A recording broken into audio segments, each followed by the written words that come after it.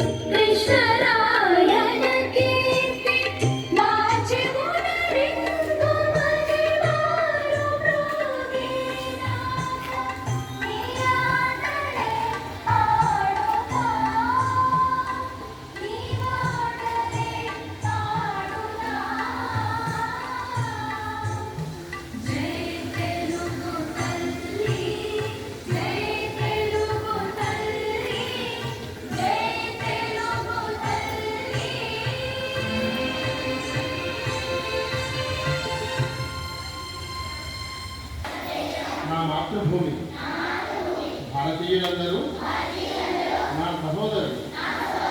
నేను నా దేశాన్ని ప్రేమిస్తున్నాను. సుసంపన్నమైన బహువిధమైన నా దేశ వారసత్వ సంపద నాకు గర్వకారణం. దీనికి అర్హత పొందడానికి సర్వదా నేను కృషి చేస్తాను. నా తల్లిదండ్రుల్ని, ఉపాధ్యాయుల్ని, పెద్దలందరినీ గౌరవిస్తాను. ప్రతి వారితోనూ మర్యాదగా మెచ్చుకుంటాను.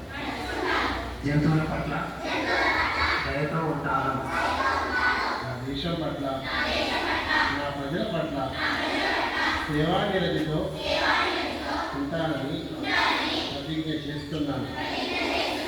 వారి శ్రేయోభివృద్ధులే నా ఆనందానికి మూలం. చేసింది మన 5th క్లాస్ తేజోమయ వాళ్ళ ఫాదర్ వెంకటేశ్వర గారు.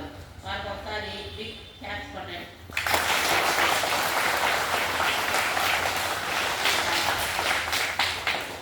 ఇప్పుడు ఇలా మనము మామూలుగా హై స్కూల్స్లో కండక్ట్ చేస్తూ ఉంటారు. ఈ మాదిరి మైక్ పెట్టి అదంతా వాళ్ళు పాడటము అదంతా వీడియోలో అంతా హై స్కూల్స్లో చేస్తూ ఉంటారు. కానీ ఇక్కడి నుంచే మనం పాడేది బాగా నేర్చుకుంటే, ఈరోజు తెలిసింది కదా మీకు ఎంత బాగా పాడినారు. వాళ్ళు ప్రతిజ్ఞ కూడా వాళ్ళు చెప్తా ఉంటే మీరు పలుకుతూ ఉన్నారు. అంటే ఉచ్చారణ దోషం అనేది లేకుండా పర్ఫెక్ట్గా వస్తుంది. ఇంకా మీరు ఈ మాదిరి ప్రతిరోజు చేశారంటే ఒక నెల రోజుల్లో మీరంతా పర్ఫెక్ట్ వచ్చేస్తుంది. మైక్ లేకపోయినా, మనకి వీడియో లేకపోయినా పాడగలిగే స్థాయికి విద్యార్థులందరూ కూడా రాగలుగుతారు. కాబట్టి ప్రేయర్ జరిగేటప్పుడు దృష్టి అంతా ఎలా పలుకుతున్నామో అన్న దానిపైన దృష్టి పెట్టండి. బాగా నేర్చుకునేదానికి ప్రయత్నం చేయండి. మేడం గారు చెప్పినట్టు ఈరోజు అంతా ఇక్కడ పనులు జరుగుతాయి. పిల్లలంతా తగిలించుకొని రసాలు కాచుకొని రావద్దండి. వాష్రూమ్కి వెళ్ళండి, లైన్లో వచ్చేసి పైన క్లాస్ రూమ్లో కూర్చోండి. మధ్యాహ్నం భోజనం చేసిన తర్వాత కూడా అంతే, ఈవినింగ్ ఇంటర్వ్యూలోనైనా అంతే. ఈ రోజంతా పనులు జరుగుతున్న కారణంగా మీకు ఆటలు బాగా ఓకేనా. చెప్పిన మాట వినండి అమ్మా. ఏముంది, నేను పైనుంచి పరిగెత్తుకోవాలో చేస్తున్నారు. అంతకుముందు మనకు మట్టి ఉంది కాబట్టి దెబ్బలు తగల. ఇప్పుడు గాలి పోసేస్తున్నారు. పడినారంటే మనకి మోకాలంతా దొక్కుపోతుంది, మోచేతులంతా దొక్కుపోతుంది, మీకు గాయాలు అవుతాయి, నొప్పి కొడుతుంది. కాబట్టి పిల్లలు నడవండి, పరుగులు ఎత్తొద్దు. క్లాస్ రూమ్ అందరూ లైన్లో చక్కగా వెళ్ళాలి, పరుగులు ఎత్తకండి. ఇప్పుడు మన స్కూల్ కమిటీ వైస్ చైర్మన్ గారు రేఖ మాట్లాడతారు. నమస్కారం. నేను చెప్పేది